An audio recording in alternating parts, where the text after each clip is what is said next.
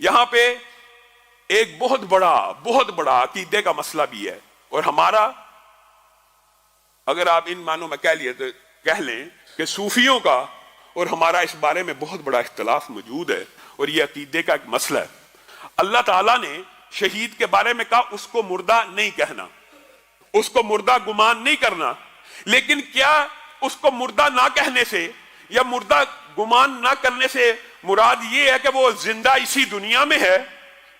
کیا اس کی زندگی کے احکامات اسی دنیا کے مطابق لگیں گے؟ یہ وہ کج فہمی ہے، یہ وہ کم عقلی ہے جس کی وجہ سے امت کے اندر عقیدے کا بہت بڑا بگاڑ پیدا کر دیا گیا، صوفیوں نے پیدا کیا۔ میرے بھائیوں، شہید اللہ کے ہاں زندہ ہے، اللہ کے ہاں رزق بھی لے رہا ہے، اور ہر بندہ جو مر جاتا ہے وہ حیات برزخی میں چلا جاتا ہے۔ اس میں اختلاف تو ہے نہیں تھا، اختلاف جان بوجھ کے ڈالا گیا۔ ہم میں سے بھی جتنے بھی اہل حدیث ہیں سب حیات برزخی کے قائل ہیں۔ موت کے بعد ایک زندگی ہے جس کو حیات برزخی کہا جاتا ہے، وہ اس زندگی سے مختلف ہے، اس کی تفصیلات بھی قرآن و سنت میں موجود ہیں، لیکن یہ گمان کر لینا حیات برزخی کو یا شہید کی حیات کو گمان اور قیاس کرنا، اس دنیا کے اندر بھی زندہ ہیں اور دنیا کے اندر بھی آتے جاتے ہیں، اور جمعرات کو جناب روحیں آتی ہیں، جمعرات کو جو فوت ہو جاتے ہیں وہ گھر میں آتے ہیں، تشریف لاتے ہیں، اس رات کو صدقہ کرنا چاہیے، وہ گھر کا چکر لگا کے جاتے ہیں۔ یہ باتیں کہاں سے آئی ہیں؟ یہ نہ قرآن سے ثابت ہیں نہ سنت سے ثابت ہیں، بلکہ قرآن و سنت کے مخالف ہیں۔ کیوں؟ اپنی طرف سے نہیں کہہ رہا۔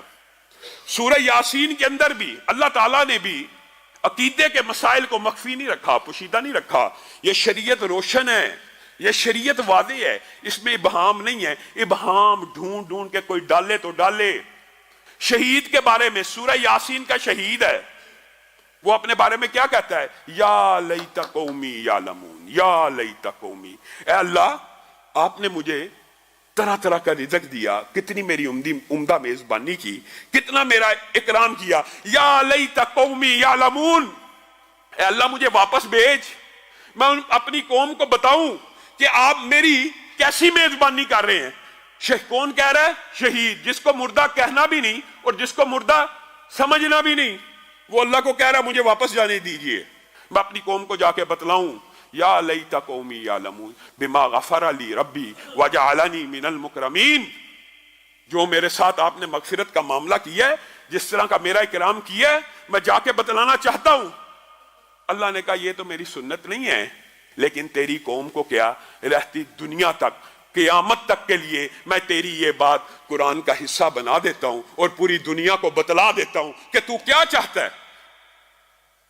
اگر شہید نے بھی، عام میت کی بات نہیں ہو رہی، ہمارے ہاں تو عام میتیں بھی جمعرات کو آتی ہیں، ان کی روحیں بھی آتی ہیں، یہاں پہ شہید واپس دنیا میں جانے کا اللہ سے مطالبہ کر رہا ہے، اللہ اجازت نہیں دے رہا۔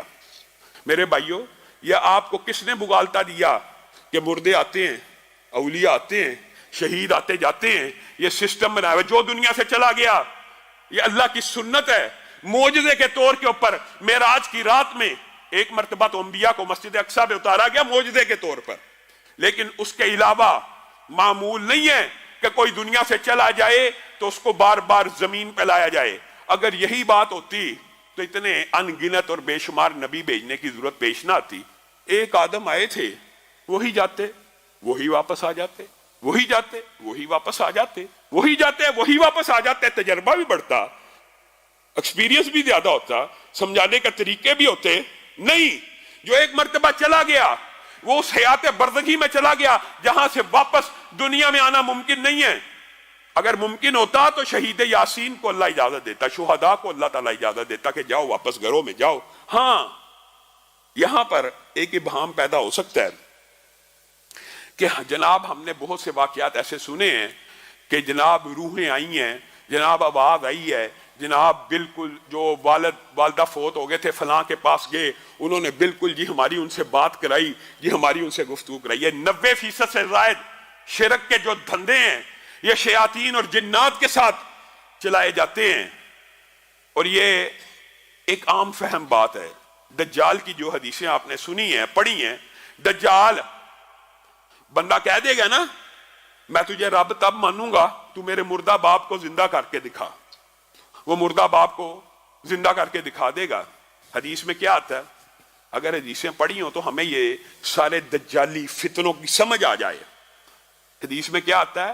حقیقت میں وہ اس کا باپ زندہ نہیں ہوا ہوگا، بلکہ جن اس کے باپ کی شکل میں زندہ ہو کے سامنے آ جائے گا۔ وہ کون سا جن؟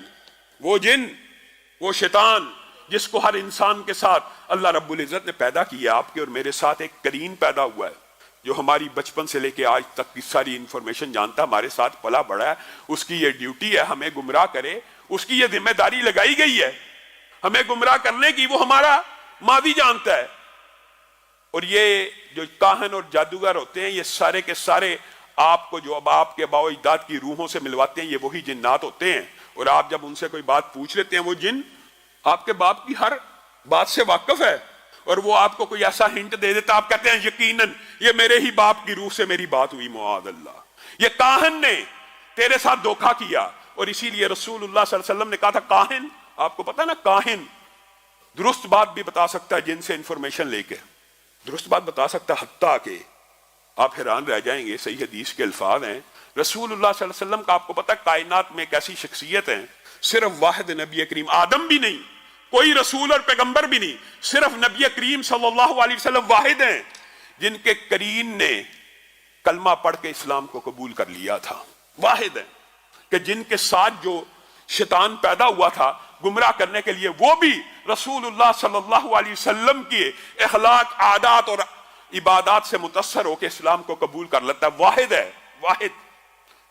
لیکن نبی کریم صلی اللہ علیہ وسلم بھی جب چیک کرنے گئے تھے، آپ نے ساروں نے یہ حدیث پڑھی بھی ابن سیاد والی، تو اس نے اس عالم میں کہ قرین ابھی مسلمان ہے، لیکن نبی کریم نے پوچھا تھا میں کیا سوچ رہا ہوں، تو اس نے کہہ دیا تھا آپ دکھ سوچ رہے ہیں، مجھے لگتا ہے دکھ۔ حالانکہ آپ کیا سوچ رہے تھے؟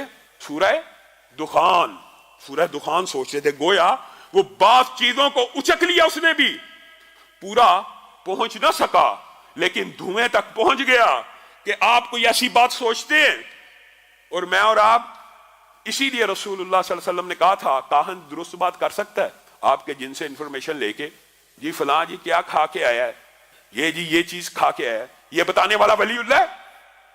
یہ بتانے والا کاہن اور جادوگر اور بے ایمان دھوکے باز ہو سکتا ہے، ولی اللہ نہیں ہو سکتا، وہ کاہن ہے۔ اسی لیے رسول اللہ صلی اللہ علیہ وسلم نے کہہ دیا تھا کہ جس نے کسی نجومی کے پاس، عراف کے پاس، کاہن کے پاس، قیافہ لگانے والوں کے پاس جو گیا، 40 دن تک نماز قبول نہیں ہے، یہ پلنٹی ہے۔ اور جس نے اس کی بات کی تصدیق کی، حالانکہ سچ بول سکتا ہے، جس نے اس کی بات کی تصدیق کی، اس نے میں محمد صلی اللہ علیہ وسلم کے اوپر اترنے والی وحی کا انکار کر دیا۔ بتائیے کوئی سلسلہ رسول اللہ صلی اللہ علیہ وسلم نے چھوڑا دجال سے بچنے کے لیے؟ آج ہم چھوٹے چھوٹے دجالوں اور کاہنوں کے اوپر ایمان لے کے، اچھا تو بے ایمان ہیں، نماز کا جن کو خیال نہیں ہے، شریعت کا جن کو پاس نہیں ہے۔ میرے بھائیو، یہ کیسا عقیدہ ہے، یہ کیسا فلسفہ ہے؟ جو بندہ تمہیں کہہ رہا ہے میں ولی اللہ ہوں اور میں تمہیں اللہ سے ملانا چاہتا ہوں، خود وہ بندہ 6 مہینے سے نہایا نہیں ہے، 6 مہینے سے اس نے نماز نہیں پڑھی، وہ آپ کو اللہ سے ملانا چاہتا ہے کہ شیطان سے ملانا چاہتا ہے؟ اور یہ اللہ معاف کرے، یہ بات کہتے بھی شرم آتی ہے، جی یہ بڑے پہنچے ہوئے ہیں۔ کہاں پہنچے ہوئے ہیں جی؟ ان کے اوپر تو نمازیں بھی معاف ہو گئی ہیں۔ جو نمازیں انبیاء اور صحابہ میں معاف نہیں ہیں، وہ آج کل کے اس بے ایمان جادوگر کے اوپر جو اپنے آپ کو ولی اللہ کہتا ہے معاف ہو گئی ہیں۔ 6 مہینے سے جی نہائے نہیں ہیں، بڑے پہنچے ہوئے ہیں۔ یہ بدبو کے اندر، یہ جادوگر کے دھندے کے اندر، یہ کالے علم کے اندر ہمیں وہ سب طریقے پتہ ہیں کہ جن کے ذریعے یہ اپنے قرین کے ساتھ ہم کلام ہوتے ہیں، بڑے گندے اور بڑے قبیح اور غلیظ طریقے ہیں۔